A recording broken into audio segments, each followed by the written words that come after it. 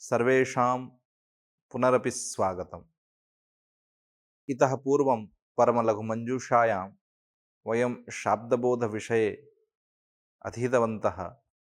यत्र शाब्दबोधस्य शाब्दबोधाय वृत्तिज्ञानं हेतुः इति, वृत्तिविशिष्टज्ञानं हेतुः इति उक्तम्। अर्थात् शाब्दबोधे वृत्तेः वृत्तिविशिष्टज्ञानस्य आवश्यकता अस्ति। अतः वृत्तिविशिष्टज्ञानं कारणं भवति शाब्दबोधे। वृत्तिः का नाम तत्र शक्तिर्लक्षणा व्यञ्जना इति रूपेण तत्र त्रिविधा वृत्तिः अस्माभिः प्रतिपादिता।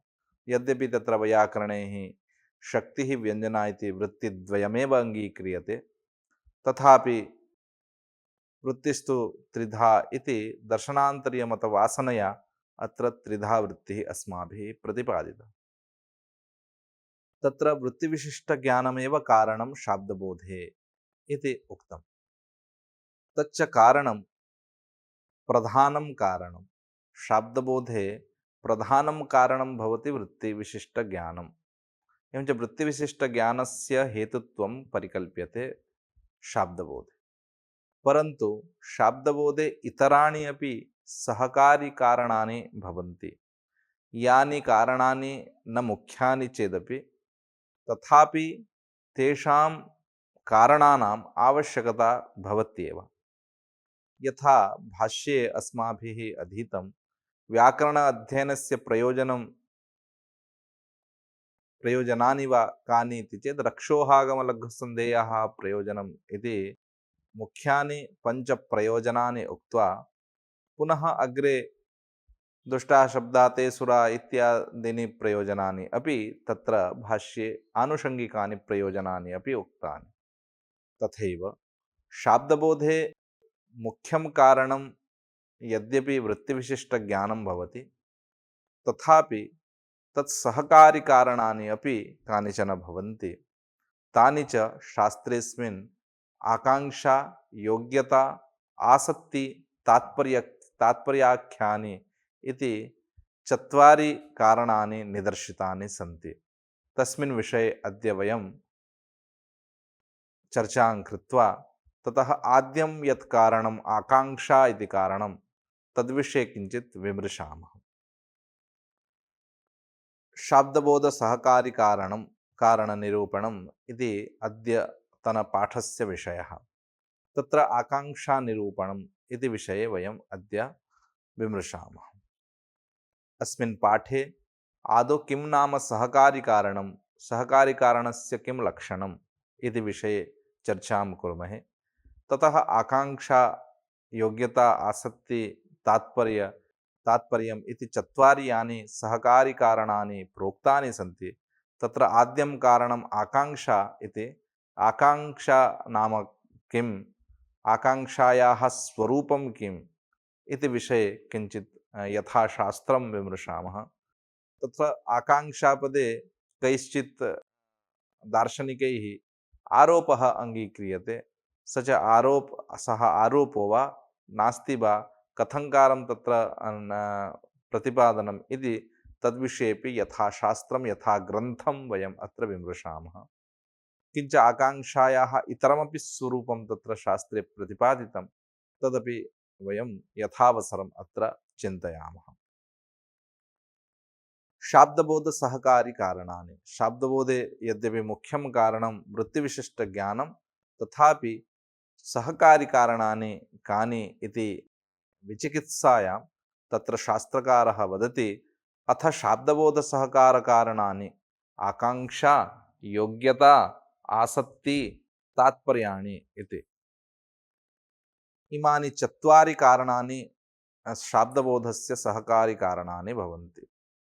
किं नाम सहकारिकारणम् इति चेत् तत्र टीकासु सहकारिकारणस्य लक्षणम् इत्थम् अभिप्रेतं, मुख्यकारणजन्यकार्यजनकत्वे सति मुख्यकारणभिन्नत्वं सहकारिकारणत्वम्।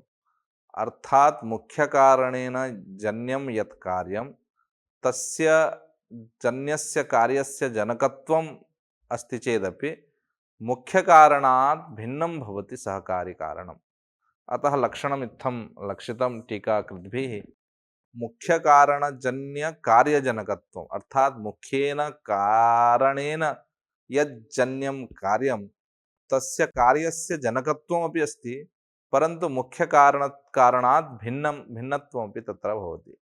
इत्थञ्च मुख्यकारणजन्यकार्यजनकत्वे सति मुख्यकारणभिन्नत्वं सहकारिकारणत्वम् इति सहकारिकारणस्य लक्षणं। यथा उदाहरणं तत्र टीकाकृद्भिः उक्तं घटकार्यं प्रति मुख्यकारणत्वं कपालस्य। इदानीं घटोत्पत्तौ मुख्यं कारणं किं नाम कपालद्वयसंयोगः एव घटनिर्माणे अथवा घटोत्पत्तौ कारणं भवति। परन्तु इतराणि अपि कारणानि भवन्त्येव। दण्डः अपि कारणं भवति, कुलालोपि कारणं भवति, चक्रमपि कारणं भवति। परन्तु मुख्यं कारणं तु घटस्य कपालद्वयम्। एवं च कपालद्वयेन जातस्य घटस्य कारणं मुख्यकारणं यद्यपि कपालद्वयं, तथापि तत्र सहकारिकारणत्वेन अन्यानि अपि कारणानि तत्र उपदिष्टानि सन्ति। तथैव अत्र शाब्दबोधे यद्यपि मुख्यकारणत्वं वृत्तिविशिष्टज्ञानस्य अस्ति, तथापि अन्यानि अपि कारणानि तत्र उक्तानि सन्ति। आकाङ्क्षा, योग्यता, आसक्ति, तात्पर्यम् इति।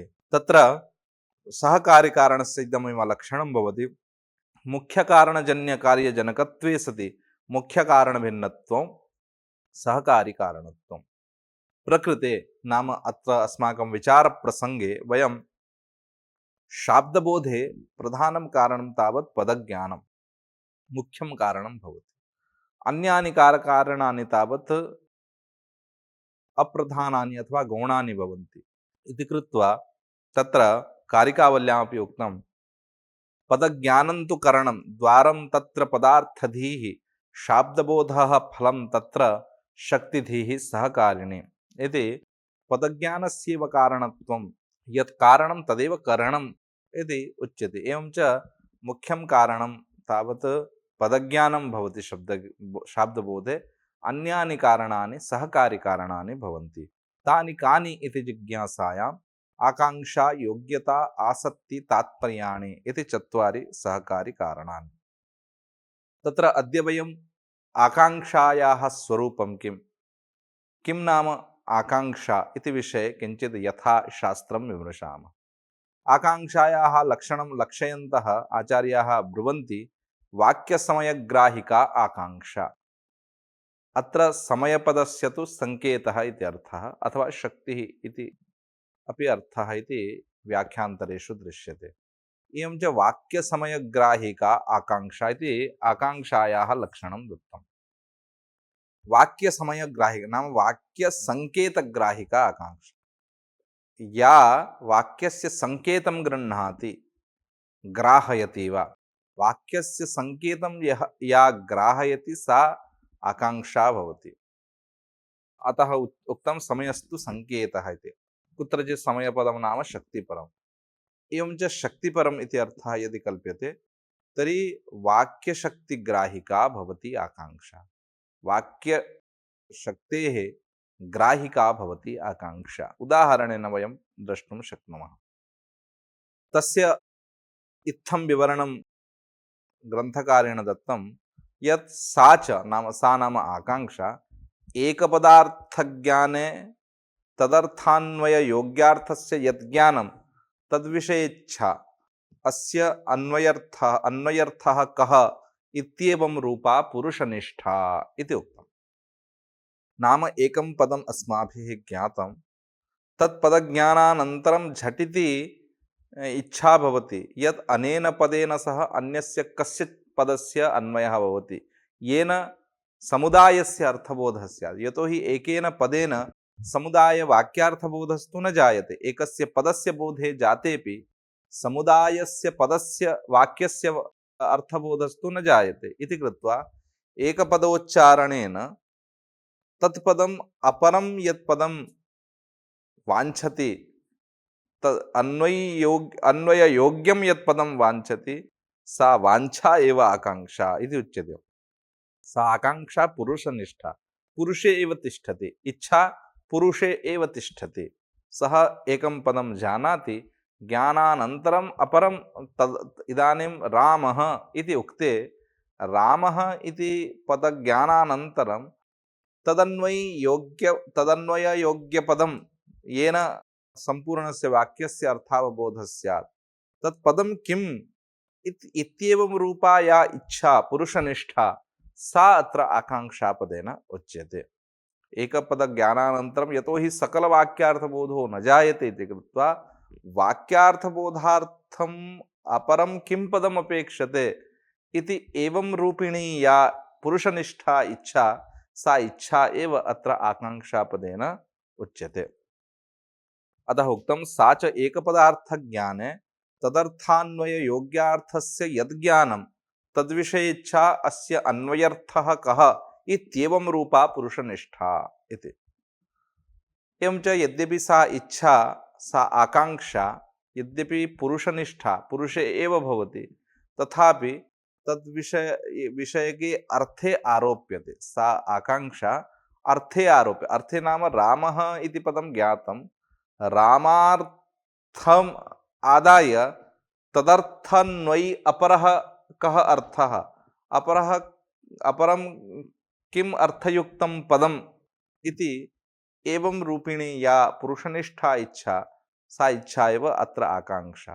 एवं च आकाङ्क्षा यद्यपि पुरुषनिष्ठा, परन्तु सा आकाङ्क्षा अर्थे, राम इति पदस्य अर्थे सा आकाङ्क्षा आरोप्य राम इति पदम् अपरम् अर्थयुक्तं पदम् आकाङ्क्षति। एवं च तदेव उच्यते, तथापि तस्याः स्वविषये अर्थे आरोपः, अयम् अर्थः अर्थान्तरम् आकाङ्क्षति इति व्यवहारात्। इदम् एकं पदम् अर्थयुक्तं पदं, सार्थं पदम्, अपरं सार्थं पदम् आकाङ्क्षति इति एवं व्यवहारः दृश्यते लोके। वयम् एकं पदं यदा शृणुमः तदानीं झटिति मनसि काचित् इच्छा जागर्ति यत् रामः इति कथनेन सम्पूर्णवाक्यस्य बोधो न भवति इति कृत्वा रामः गच्छति, रामः पठति, रामः खादति इति अपरस्य पदस्य या इच्छा, सा इच्छा एव अत्र आकाङ्क्षापदेन भवति। एवं च शाब्दबोधे इयम् आकाङ्क्षा अपि एकं कारणं भवति। विना आकाङ्क्षया वाक्यस्य शाब्दबोधो न जायते। अयमर्थो अर्थान्तरम् आकाङ्क्षति इति व्यवहारात्। अविधानस्य अपर्यवसानम् अपूर्णता इति।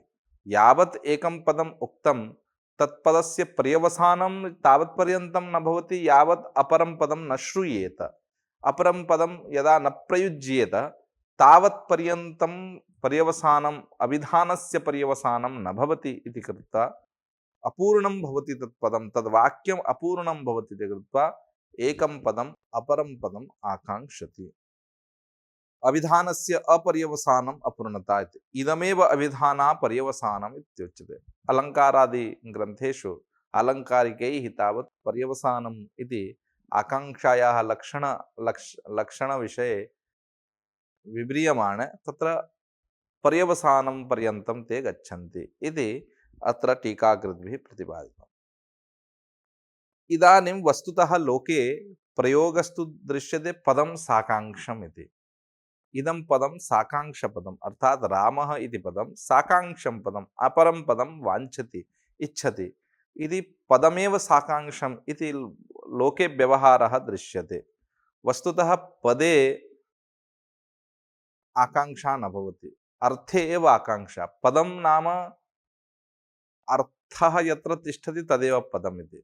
एवं च पदे आकाङ्क्षा न तिष्ठति। अर्थज्ञानानन्तरं खलु अपरस्य पदार्थस्य इच्छा भवति, तदन्वययोग्यपदार्थस्य इच्छा भवति इति कृत्वा पदं न साकाङ्क्षं भवति, अपि तु तदर्थः साकाङ्क्षः भवति इति कृत्वा यद्यपि पदं साकाङ्क्षम् इति व्यवहारः दृश्यते, स च व्यवहारः पदे आरोप्यते, अर्थात् अर्थे या इच्छा या आकाङ्क्षा, सा आकाङ्क्षा पदे आरोप्यते। एवं च पदे अतः पदं साकाङ्क्षम् इति व्यवहारः। तदेव उच्यते आकाङ्क्षापदे आरोपः भवति न वा? पदे तु नारोप, अर्थबोधोत्तरमेव आकाङ्क्षा उदाहरणं।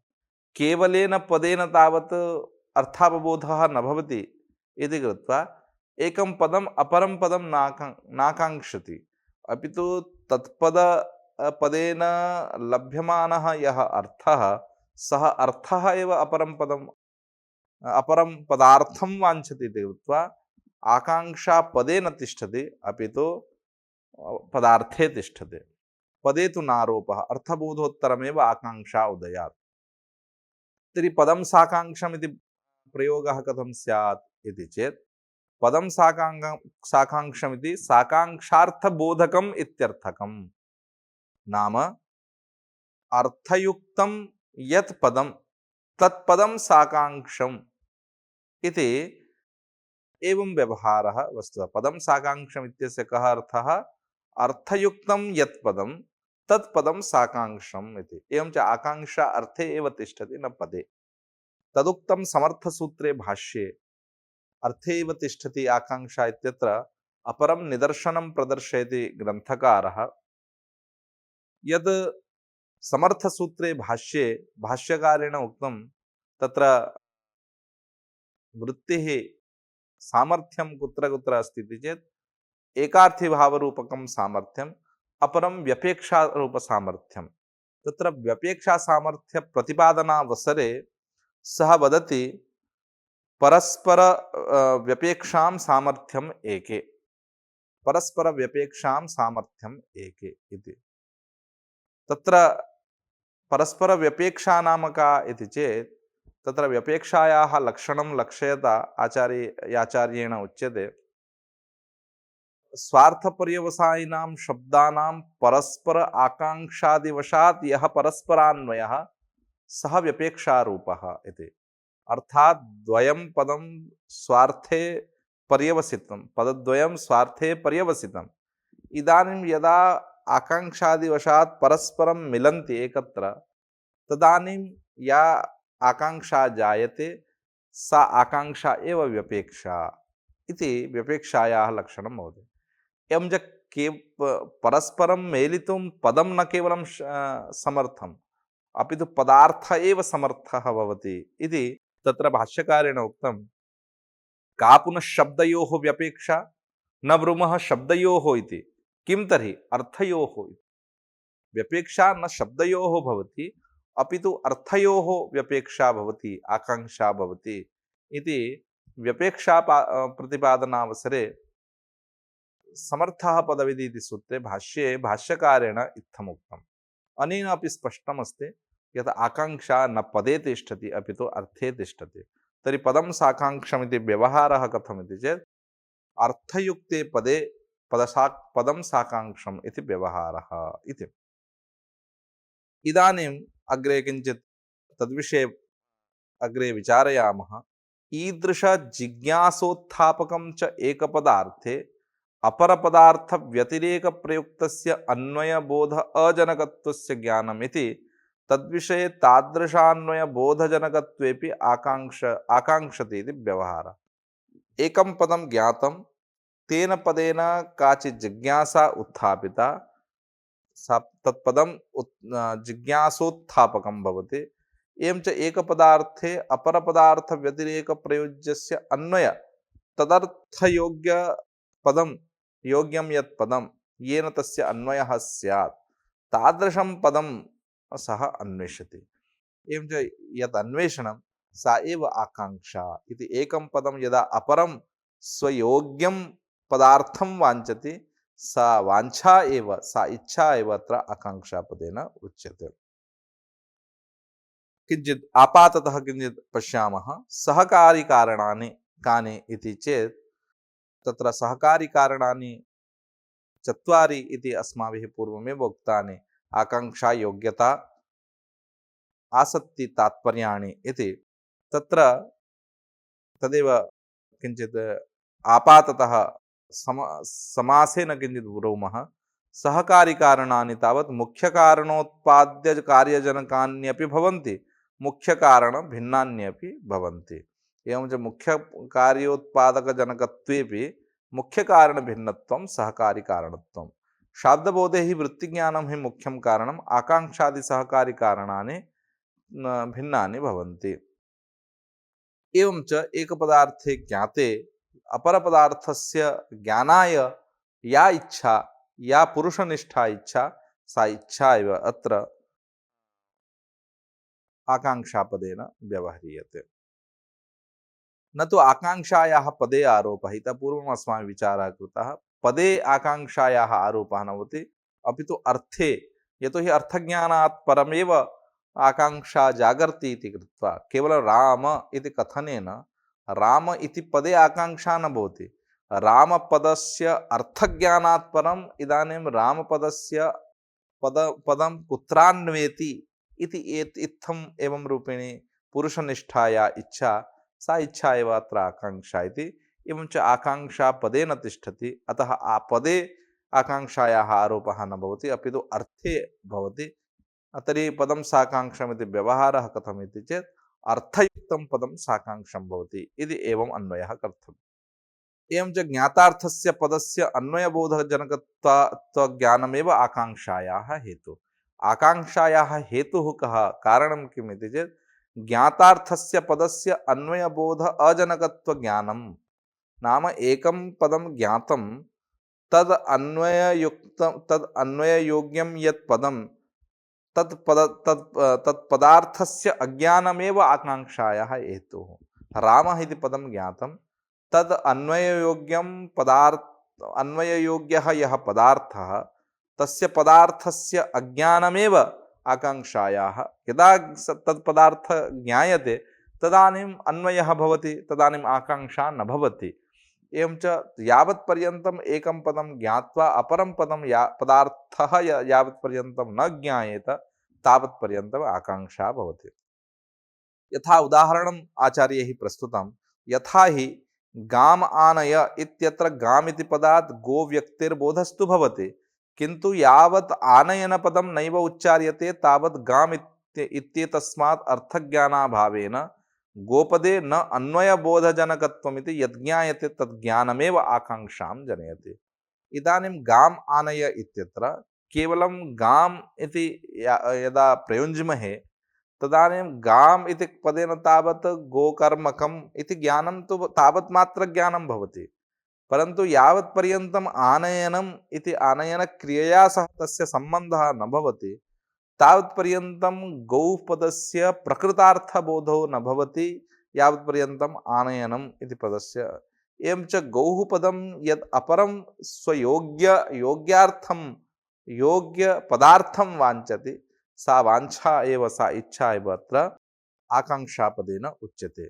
तेन हि पदं साकाङ्क्षार्थबोधकं वाक्यं तु तद्विलक्षणमेव इति उक्तम्। अत एव उक्तं पदस्य पदान्तरप्रयुक्त अन्वयानुभवकत्वम् आकाङ्क्षा इति। एवं च आकाङ्क्षा इत्थमपि लक्षणं लक्ष्यते। पदस्य पदान्तरप्रयुक्त अनुभावकत्वम्। एकं पदं ज्ञातं चेत् अपरं पदं किम् इति इत्थम् अयं यः अनुभवः सा एव आकाङ्क्षा इति। पदार्थानाम् अन्योन्य जिज्ञासा विषयत्व योग्यत्वं वा, अथवा इत्थमपि लक्षणं लक्ष्यते, पदार्थानाम् अन्योन्य जिज्ञासा विषयत्व योग्यत्वम्। एकम् एकं प्रति या जिज्ञासा, सा जिज्ञासा योग्यत्वं यत्र अस्ति तदपि आकाङ्क्षा इति उच्यते। न तु निराकाङ्क्षपदसमूहस्य वाक्यत्वम्। यदृच्छया पदानि प्रयुज्यन्ते चेत् तेषां वाक्यत्वं नोपपद्यते। यत्र साकाङ्क्षपदानि सन्ति, साकाङ्क्षाणि पदानि सन्ति, तत्र एव तावत् वाक्यं भवति। निराकाङ्क्षपदानां समूहः वाक्यम् इति न भवति। आज के इस व्याख्यान में हमने ये विचार प्रस्तुत किया कि शाब्दबोध में मुख्य जो कारण है वो वृत्ति विशिष्ट ज्ञान और शाब्दबोध का मुख्य कारण है। मुख्य कारण होते हुए भी मुख्य कारण के साथ और भी इतर कारण माने गए हैं। जैसे हम महाभाष्य पढ़ते समय हम ये देखते हैं कि मुख्य जो अध्ययन है, व्याकरण अध्ययन का प्रयोजन है रक्षोहागम लघु संदेह प्रयोजनम। ऐसा कह के 5 प्रयोजन कहने के बाद फिर ते असाधु, ते दुष्टाः शब्दाः इत्यादि अनेक आनुषंगिक प्रयोजनों का भी वहाँ चर्चा किया गया। ऐसे ही शाब्द बोध में मुख्य कारण यद्यपि पदज्ञान है अथवा वृत्ति विशिष्ट ज्ञान है, तथापि सहकारी कारण भी उसमें कारण माने गए हैं।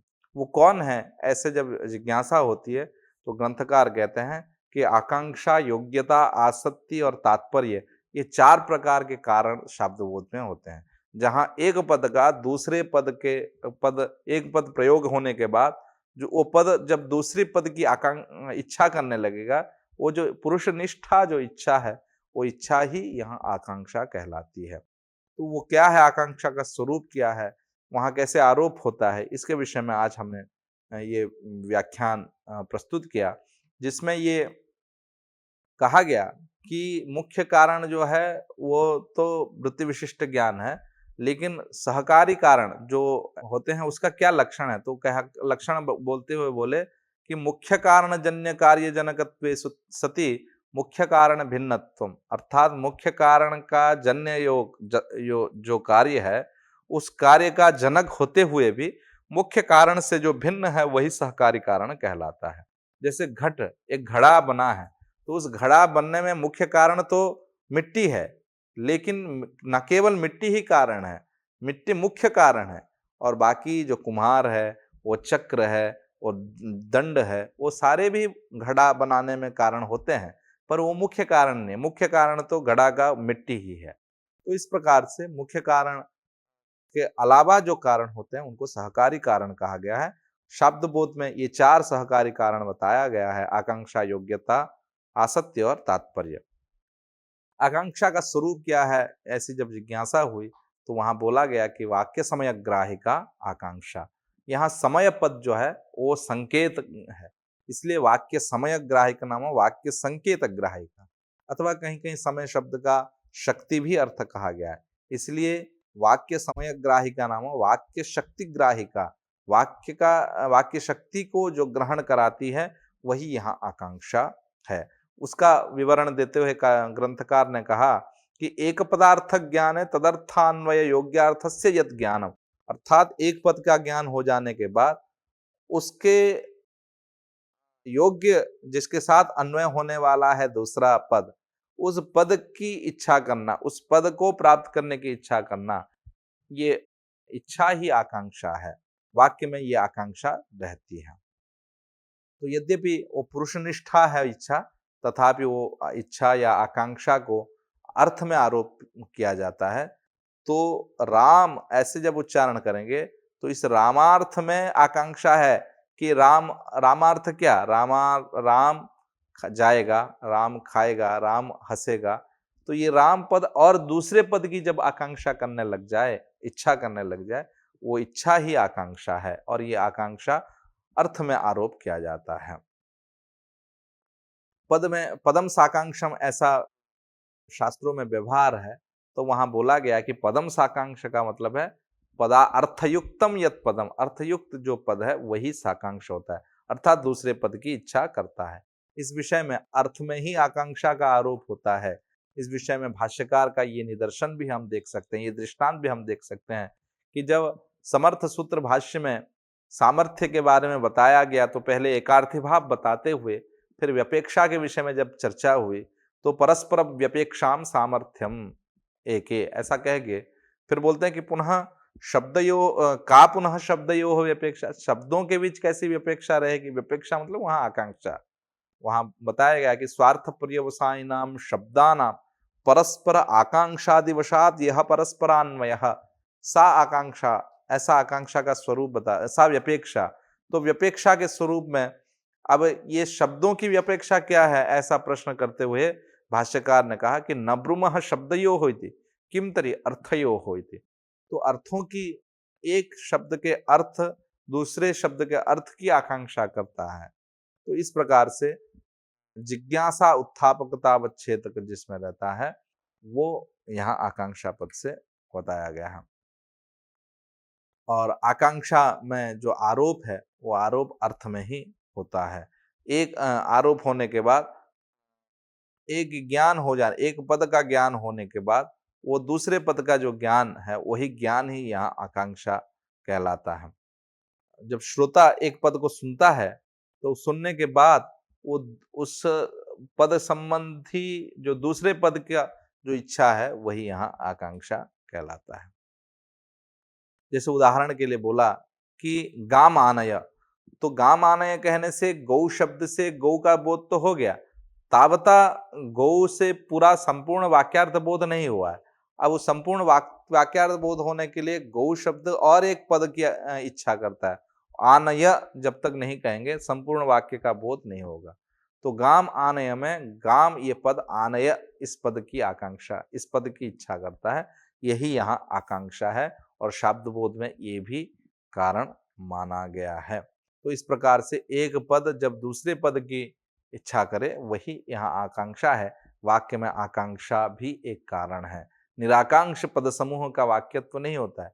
जो पद परस्पर मिलने के लिए, एक दूसरे से संबंध होने के लिए जब इकट्ठा होते हैं, ऐसे साकांक्ष पद समूह का नाम ही वाक्य है। अलग अलग भिन्न भिन्न अर्थ में उक्त जो पद हैं वो वाक्य नहीं कहलाते हैं। तो इस प्रकार वाक्य में अथवा शाब्द बोध में आकांक्षा एक सहकारी कारण के रूप में शास्त्रकारों ने प्रतिपादन किया है। इसके आगे और भी 3 कारण हैं। आकांक्षा का और भी एक स्वरूप शास्त्रकार ने प्रतिपादन किया है, उसको हम आगे चर्चा करेंगे। धन्यवाद।